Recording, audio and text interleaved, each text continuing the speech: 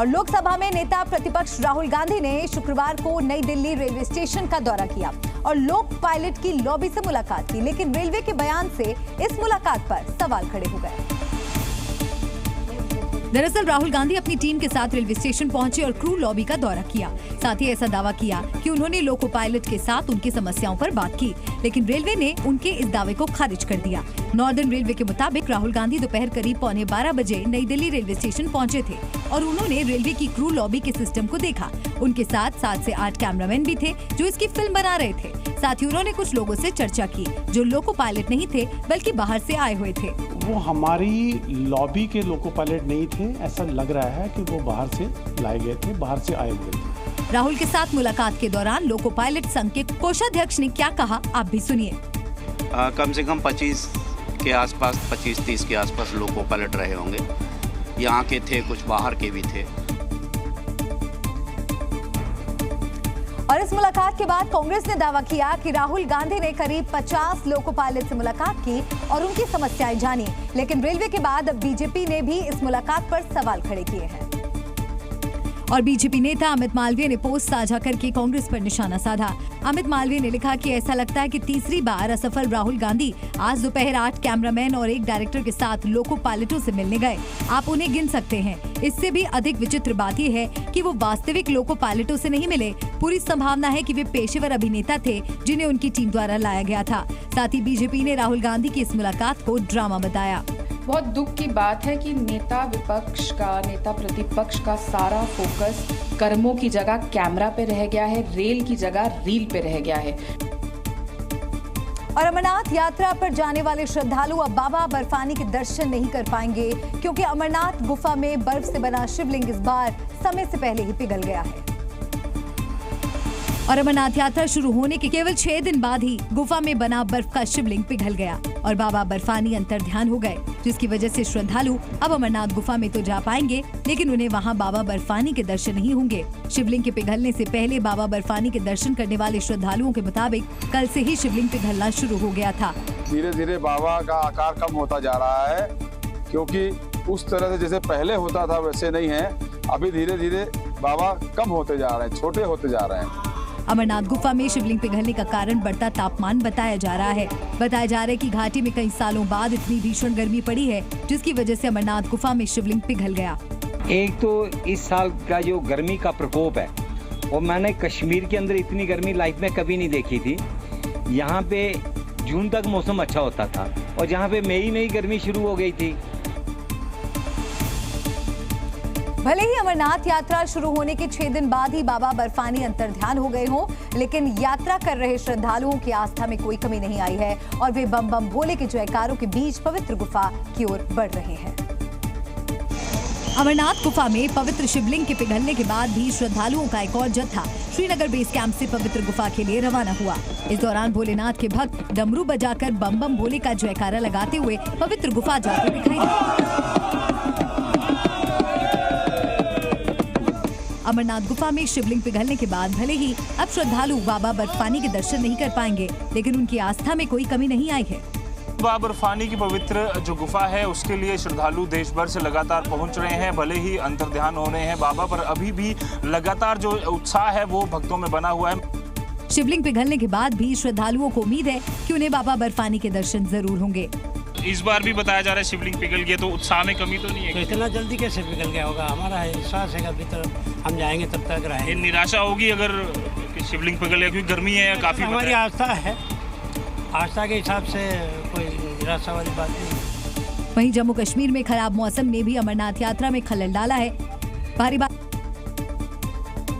कश्मीर घाटी में इन दिनों झुलसाने वाली गर्मी पड़ रही है, जिसकी वजह से पवित्र गुफा में बर्फ का शिवलिंग पिघल गया। बताया जा रहा है कि कश्मीर में इस साल दिल्ली, मुंबई और बेंगलुरु से भी ज्यादा गर्मी पड़ी, जिसके बाद भीषण गर्मी से राहत पाने के लिए घाटी में घूमने आए पर्यटक भी निराश दिखाई दिए। भीषण गर्मी की वजह से विश्व प्रसिद्ध डल झील पर भी पर्यटकों की संख्या में कमी दिखाई दी। हम लोगों का ये सोच थी कि कश्मीर में जाएंगे और ठंडक थोड़ी महसूस होगी और शरीर को राहत मिलेगी, लेकिन ऐसा कुछ नहीं हुआ। यहाँ पर टेम्परेचर बहुत ज्यादा हाई है। कश्मीर में इस साल दिल्ली, मुंबई और बेंगलुरु से भी ज्यादा गर्मी हुई। जुलाई का महीना पिछले 3 दशकों में सबसे गर्म रहा। श्रीनगर में 3 जुलाई को तापमान 35.6 डिग्री सेल्सियस पहुंच गया, जो जुलाई 1999 के बाद से श्रीनगर का सबसे ज्यादा तापमान है। विशेषज्ञों का मानना है कि घाटी के तापमान में ये बढ़ोतरी लगातार शुष्क मौसम की वजह से हुई है। 25 ईयर्स में हाईएस्ट टेम्परेचर था। अगर हम जुलाई मंथ की बात करें, कल श्रीनगर में 35.6 डिग्री सेल्सियस टेम्परेचर रहा है, जो कि हाईएस्ट है सिंस 1999। मौसम विभाग ने अनुमान जताया है कि हल्की बारिश के बाद 7 जुलाई से फिर घाटी में तापमान बढ़ सकता है और गर्मी से राहत के लिए यहां घूमने आए पर्यटकों के हाथों निराशा लग सकती है। यहाँ आए पर्यटक यहाँ की खूबसूरती की तारीफ तो करते हैं, लेकिन यहाँ के मौसम ने उन्हें बेहद निराश कर दिया है। और बीजेपी नेता केंद्रीय मंत्री गिरिराज सिंह पहचान एक हिंदुवादी नेता के तौर पर होती है, जो अपने बयानों की वजह से हमेशा सुर्खियों में रहते हैं और इस बार भी वो मुस्लिमों पर दिए अपने एक बयान को लेकर विवादों में घिर गए हैं। कांवड़ यात्रा शुरू होने से ठीक पहले बीजेपी नेता और केंद्रीय मंत्री गिरिराज सिंह ने आरोप लगाया कि सावन के महीने में मुसलमान हाथ में कलावा बांधकर दुकान चलाते हैं। उन्होंने कहा कि प्रशासन को इस बारे में कार्रवाई करनी चाहिए। अयोध्या हो, बनारस हो या सावन में हर क्षेत्र में हाथ में कलेवा बांध करके अपने को हिंदू तरह दिखा करके वो दुकान खोलते हैं और वो ज्यादातर मुस्लिम समाज के वो दुकानदार होते हैं। गिरिराज सिंह ने कहा कि सावन में मुस्लिमों के दुकान खोलने से झगड़े की संभावना बनी रहती है, इसलिए प्रशासन को इस पर कार्रवाई करनी चाहिए। वहीं यूपी सरकार में मंत्री कपिल देव अग्रवाल ने भी कांवड़ यात्रा के दौरान मुसलमानों के हिंदू देवी देवताओं के नाम पर दुकान का नाम रखने पर ऐतराज जताया।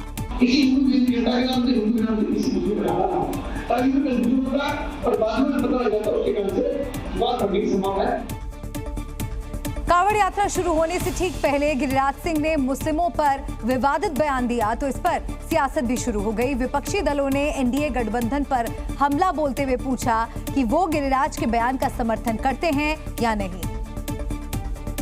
गिरिराज के सावन के महीने में मुसलमानों के कलावा बांधकर दुकान खोलने वाले बयान पर कांग्रेस ने कड़ी आपत्ति जताई और उन पर देश को हिंदू और मुसलमान में बांटने का आरोप लगाया और गिरिराज सिंह के खिलाफ कड़ी कार्रवाई की मांग की।